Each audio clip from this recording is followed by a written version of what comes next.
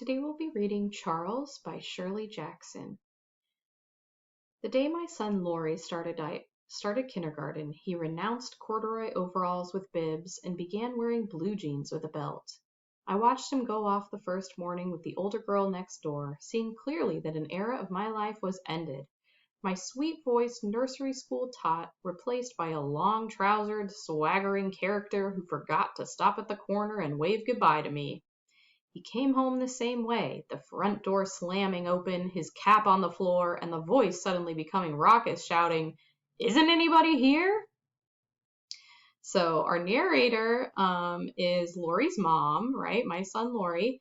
And she is describing her son Laurie that started kindergarten, and he's not a baby anymore. He's not sweet preschooler. He is a big kid. And it sounds like, he is swaggering. He's wearing cool kid clothes. He is, kind of a little bit rude here, right? Isn't anybody here? Right? When he comes home. So not her baby anymore now that he started kindergarten.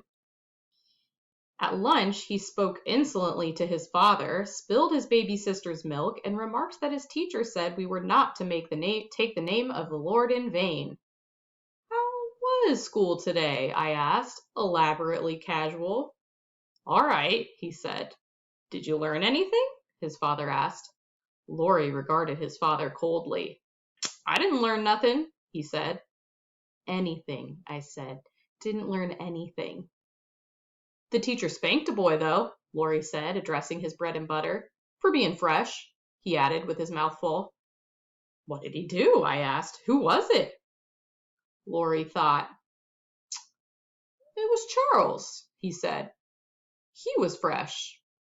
The teacher spanked him and made him stand in a corner. He was awfully fresh."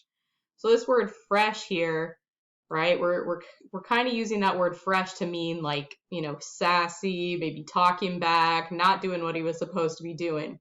And obviously back in these days, the punishment for this kid, Charles, that apparently messed up, was sassy, talking back, was that he got spanked, which of course does not happen anymore. "What did he do?" I asked again, but Laurie slid off his chair, took a cookie, and left, while his father was still saying, "See here, young man." The next day, Laurie remarked at lunch as soon as he sat down, "Well, Charles was bad again today." He grinned enormously and said, "Today, Charles hit the teacher." "Good heavens," I said, mindful of the Lord's name. "I suppose he got spanked again?" "He sure did," Laurie said. "Look up," he said to his father. "What?" his father said, looking up. "Look down," Laurie said. "Look at my thumb. Gee, you're dumb." He began to laugh insanely. So he's being a little bit mean to his dad, right? Playing this little trick on his dad, calling him dumb. And so we found out Charles hit the teacher. So why did Charles hit the teacher? I asked quickly. "Because she tried to make him color with red crayons," Laurie said. "Charles wanted to color with green crayons, so he hit the teacher, and she spanked him and said nobody play with Charles, but everybody did." The third day, it was Wednesday of the first week, Charles bounced a seesaw onto the head of a little girl and made her bleed, and the teacher made him stay inside all during recess. Thursday, Charles had to stand in a corner during story time because he kept pounding his feet on the floor. Friday, Charles was deprived of blackboard privileges because he threw chalk. On Saturday, I remarked to my husband, "Do you think kindergarten is too unsettling for Laurie? All this toughness and bad grammar, and this Charles boy sounds like a bad influence." "It'll be all right," my husband said reassuringly. "Bound to be people like Charles in the world. Might as well meet them now as later." So they're starting to get worried with all these stories of Charles, acting up at school, and is Charles a bad influence on our baby, on our preschool sweet boy Laurie? Which we know Laurie, not really a sweet boy, right? He's being kind of rude to his parents, not quite as sweet as he used to be. On Monday, Laurie came home late, full of news. "Charles," he shouted as he came up the hill, I was waiting anxiously on the front steps. "Charles!" Laurie yelled all the way up the hill. "Charles was bad again." "Come right in," I said as soon as he came close enough. "Lunch is waiting." "You know what Charles did?" he demanded, following me through the door. "Charles yelled so in school they sent a boy in from first grade to tell the teacher she had to make Charles keep quiet. And so Charles had to stay after school, and so all the children stayed to watch him." "What did he do?" I asked. "He just sat there," Laurie said, climbing into his chair at the table. "Hi, Pop, you old dust mop." Do you love the way that Charles is greeting his dad? It's not so nice to his dad, right? Not so respectful.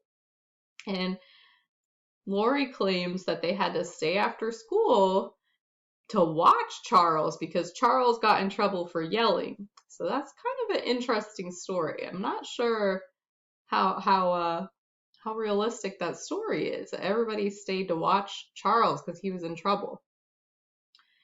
"Charles had to stay after school today," I told my husband. "Everyone stayed with him." "What does this Charles look like?" my husband asked Laurie. "What's his other name?" "He's bigger than me," Laurie said, "and he doesn't have any rubbers, and he doesn't ever wear a jacket." This rubbers is like rain boots. Monday night was the first parent-teachers meeting, and only the fact that the baby had a cold kept me from going. I wanted passionately to meet Charles's mother. On Tuesday, Laurie remarked suddenly, "Our teacher had a friend come to see her in school today." "Charles's mother?" my husband and I asked simultaneously.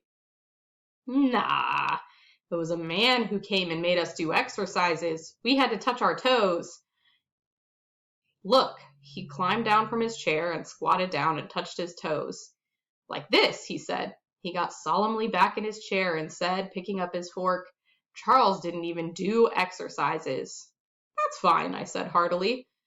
"Didn't Charles want to do exercises?" "Nah," Laurie said. "Charles was so fresh to the teacher's friend, he wasn't let do exercises." "Fresh again," I said. "He kicked the teacher's friend," Laurie said. "The teacher's friend told Charles to touch his toes just like I did, and Charles kicked him." "What are they going to do about Charles, do you suppose?" Laurie's father asked him. Laurie shrugged elaborately. "Throw him out of school, I guess," he said. Wednesday and Thursday were routine. Charles yelled during story hour and hit a boy in the stomach and made him cry. On Friday, Charles stayed after school again, and so did all the other children. Stayed after school, and all the other kids stayed too. With the third week of kindergarten, Charles was an institution in our family. The baby was being a Charles when she cried all afternoon. Laurie did a Charles when he filled his wagon full of mud and pulled it through the kitchen. Even my husband, when he caught his elbow in the telephone cord and pulled telephone ashtray and a bowl of flowers off the table, said after the first minute, "Looks like Charles." So Laurie is telling them so many stories about Charles being bad at school that in their family they start saying, "Stop being such a Charles," right? They're so used to these stories that they're using Charles as a term. During the third and fourth weeks, it looked like a reformation in Charles. Laurie reported grimly at lunch on Thursday of the third week. "Charles was so good today, the teacher gave him an apple." "What?" I said, and my husband asked warily, "You mean Charles?" "Charles," Laurie said. "He gave the crayons around, and he picked up the books afterward, and the teacher said he was her helper." "What happened?" I asked incredulously. "He was her helper, that's all," Laurie said and shrugged. "Can this be true about Charles?" I asked my husband that night. "Can something like this happen?" "Wait and see," my husband said cynically. "When you've got a Charles to deal with, this may mean he's only plotting." He seemed to be wrong. For over a week, Charles was the teacher's helper. Each day he handed things out and he picked things up. No one had to stay after school. "The PTA meeting's next week again," I told my husband one evening. "I'm going to find Charles's mother there." "Ask her what happened to Charles," my husband said. "I'd like to know."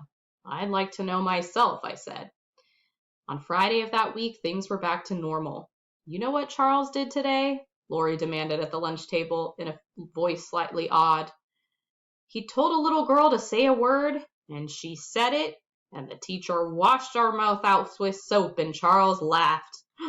What word? His father asked unwisely. And Laurie said, I'll have to whisper it to you, it's so bad. He got down off his chair and went around to his father. His father bent his head down, and Laurie whispered joyfully. His father's eyes widened. Did Charles tell the little girl to say that? He asked respectfully. She said it twice, Laurie said. Charles told her to say it twice. What happened to Charles? My husband asked. Nothing, Laurie said. He was passing out the crayons. Monday morning, Charles abandons the little girl and said the evil word himself 3 or 4 times, getting his mouth washed out with soap each time. He also threw chalk. My husband came to the door with me that evening as I set out for the PTA meeting. Invite her over for a cup of tea after the meeting, he said. I want to get a look at her. If only she's there, I said prayerfully.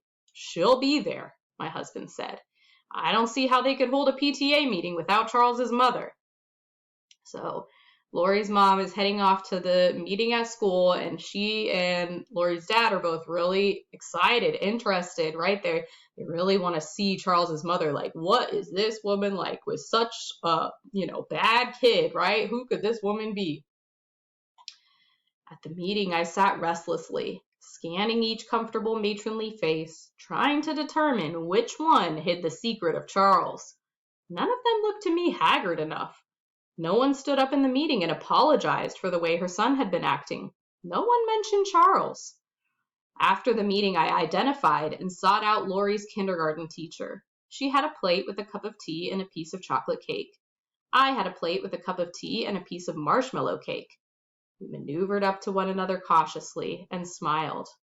I've been so anxious to meet you, I said. I'm Laurie's mother. We're all so interested in Laurie, she said. Well, he certainly likes kindergarten, I said. He talks about it all the time. He had a little trouble adjusting the first week or so, she said primly. But now he's a fine little helper, with occasional lapses, of course. Laurie usually adjusts very quickly, I said. I suppose this time it's Charles's influence. Charles? Yes, I said, laughing. You must have your hands full in that kindergarten with Charles. Charles, she said. We don't have any Charles in the kindergarten. Dun, dun, dun. So who is Charles? Charles was code for Laurie. Our narrator, Laurie's mom, is actually Charles's mom, right? He had a little trouble adjusting the first week or so, but now he's a fine little helper, right? Laurie's a little helper, so he is Charles. He's the one that's been making up all those stories. That's our ironic twist, right? We don't expect Laurie's mom to actually be Charles's mom, but that's exactly who it is. Crazy twist, crazy irony.